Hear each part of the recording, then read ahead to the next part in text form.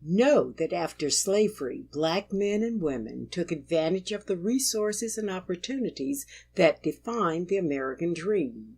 This is why the entire Black American history must be known. It tells the world who we are and from whom we came. Lincoln Lacana Burwell was born on October 25, 1867, to Charles and Amanda Burwell in Marengo County, Alabama. At the age of 7 years, he was given to his brother Charles A. Burwell, of whom Lincoln says, quote, "To him my success is largely due." Burwell lived on his brother's farm in Perry County for a number of years, and he attended the county schools. His love of books and quick intellectual skills qualified him as an excellent student. Talent and opportunity merged, allowing him to enter Selma University in the winter of 1883 to 1884. He was focused on education and also uplifting his race. Acquiring education was a privilege and did not come cheap. Burwell worked on his brother's farm during school breaks, earning enough to return to studies in the fall. It was written that during his entire time at Selma University, his mother was able to send only $30 towards his expenses. In 1886, Burwell graduated with valedictorian honors from Selma, and in the fall of that year he entered Leonard Medical College at Shaw University in Raleigh, North Carolina.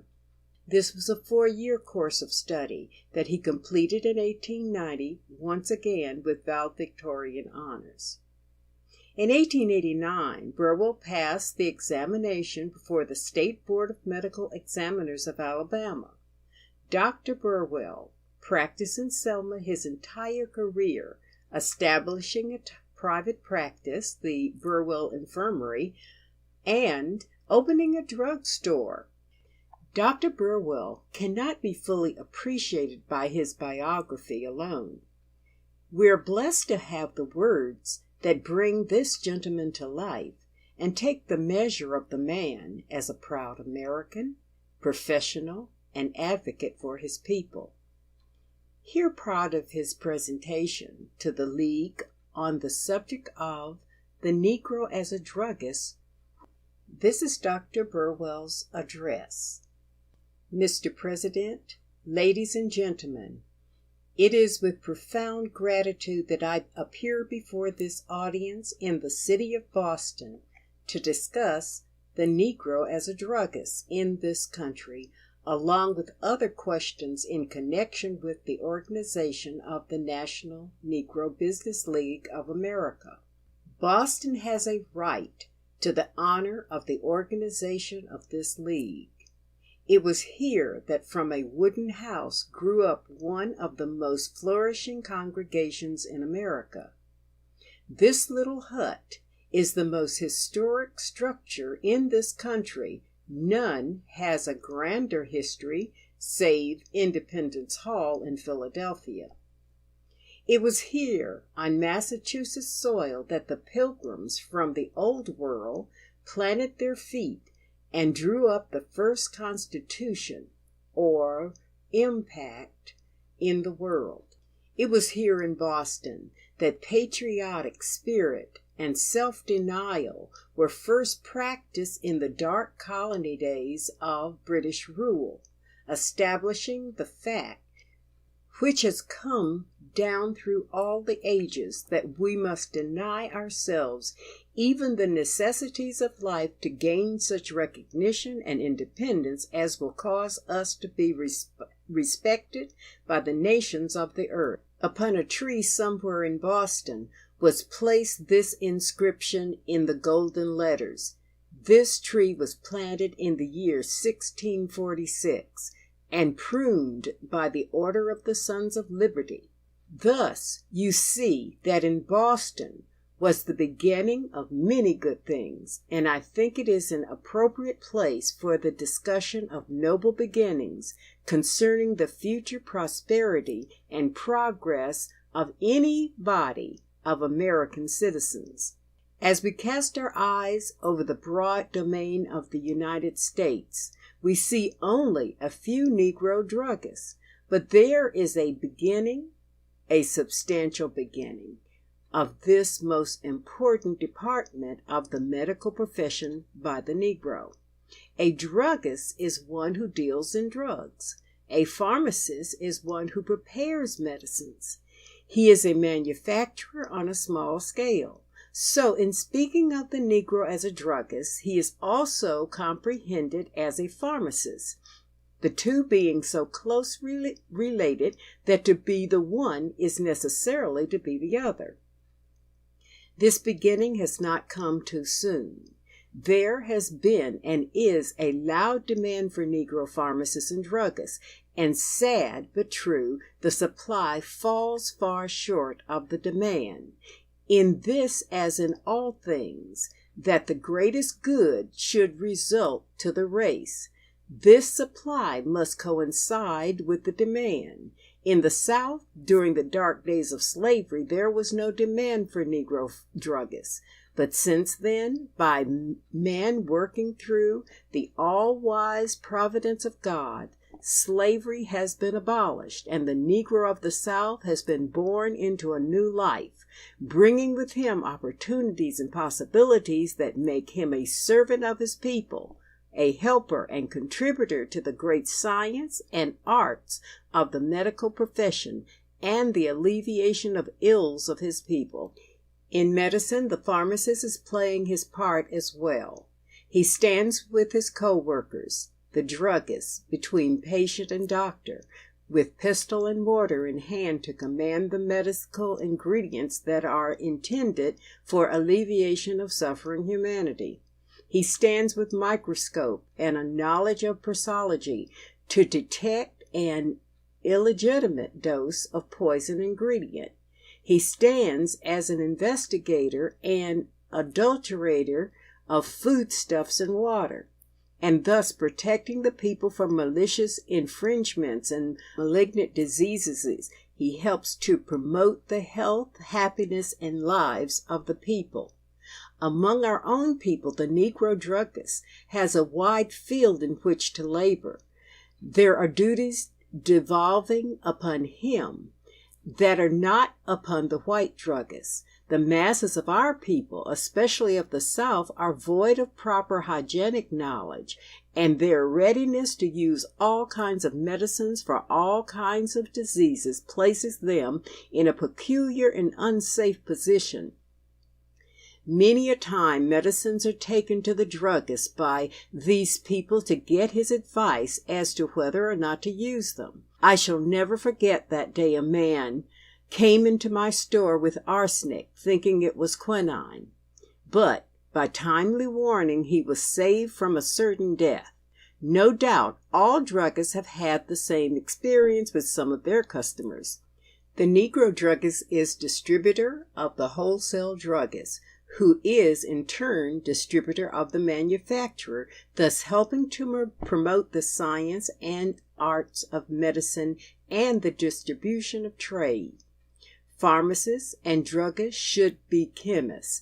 A prescription coming from an incompetent physician goes to an incompetent pharmacist, places the life of that patient in a precarious position. A slight chemical change, though apparently harmless, would produce a poisonous compound, the result of which would be certain death.